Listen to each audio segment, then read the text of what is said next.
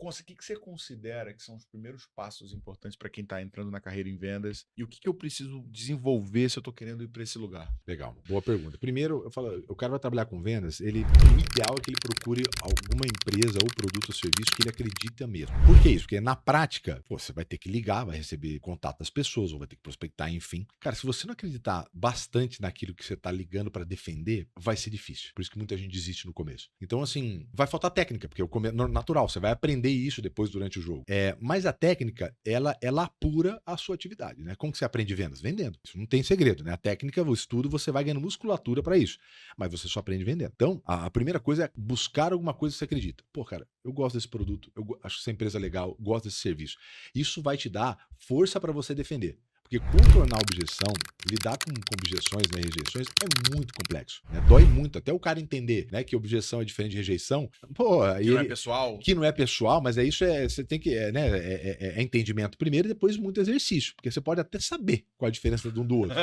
Mas na hora que você recebe um não, ou não quero, cara, ele mexe, né? A rejeição, ela é a dor... Não, e detalhe que o vendedor, cara, ele fez a reunião, ele apresentou a proposta, o cliente deu um sorrisinho, ele já fez a dívida, né?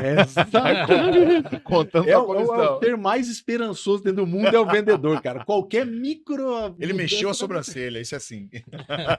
Ele balançou a cabeça. Pronto, tá fechado. Então, assim, principalmente é esse, né, cara? Aí se tomar não é muito complicado, né? E rejeição é a maior dor social que o ser humano tem.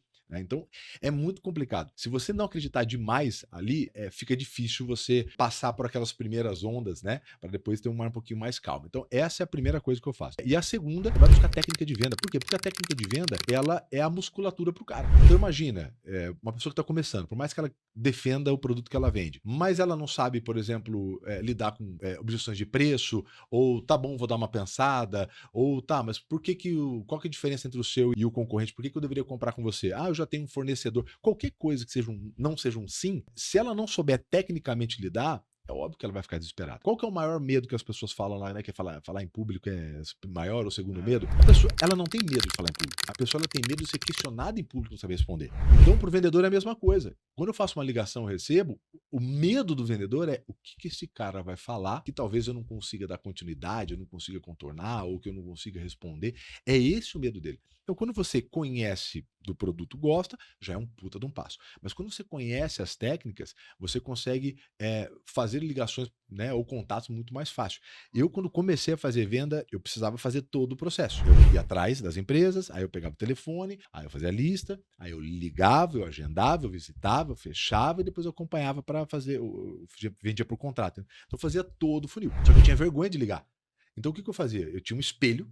E aí o César Frazão, na época, eu tinha um espelho na frente onde ficava o telefone, que eu fazia o agendamento de casa, depois saía, tinha um espelho, aí eu pegava, ligava, falava, beleza, eu vou ofertar isso daqui ou vou fazer uma ligação para agendamento. Aí eu ligava, fazia o pior cenário, cara bruto, cliente ruim, que não queria, não, já tenho, fazia simulação igualzinho, papapá, terminava, já pegava o telefone. Então eu terminava de fazer a simulação, não, eu pegava o telefone e ligava, né, para ganhar coragem para isso. Só isso no início começa a funcionar assim, mas depois você começa já a saber um pouquinho. Quando eu fui para a parte de palestra, a mesma coisa, eu fiquei anos, a palestra que eu ia dar na empresa tal, um dia antes, olha que loucura, eu repassava a palestra sozinho dentro do quarto, a 1 hora, era 1 hora e meia de palestra, 1 hora e meia, com tudo, com as piadas, com a história, como se tivesse gente lá. Então, como se a pessoa tivesse rido, não tivesse rido.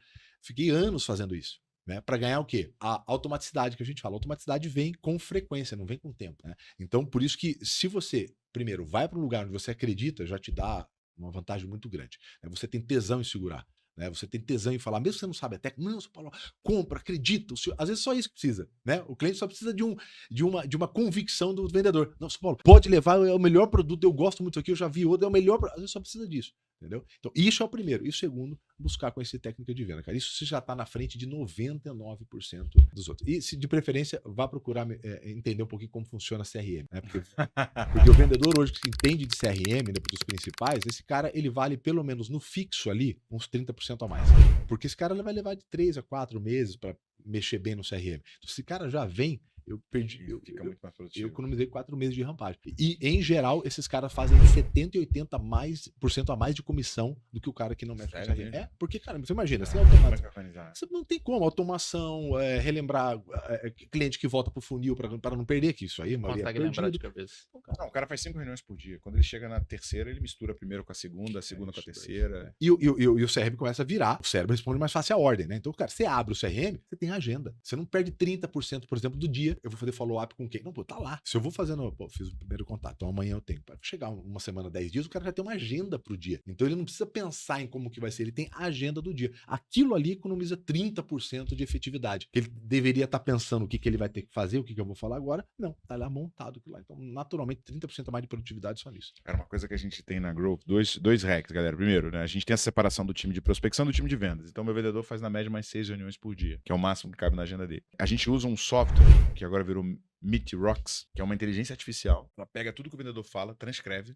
Então, você quer saber o momento que ele falou sobre preço. Você joga preço, ele acha no momento exato do vídeo, você clica, você cai lá. O nosso líder de vendas, ele tem tipo um checklist, aí ele começa vendo lá. Fez rapport, contou piada, fez pergunta de situação, fez implicação, gastou. Então, Ele valida. e dá um score e depois devolve pro vendedor para ele ver onde que ele vai corrigir, entendeu? Então isso tem ajudado muito. Inclusive, parte do resultado que o Gabriel tá tendo é por conta de um onboard muito bem feito.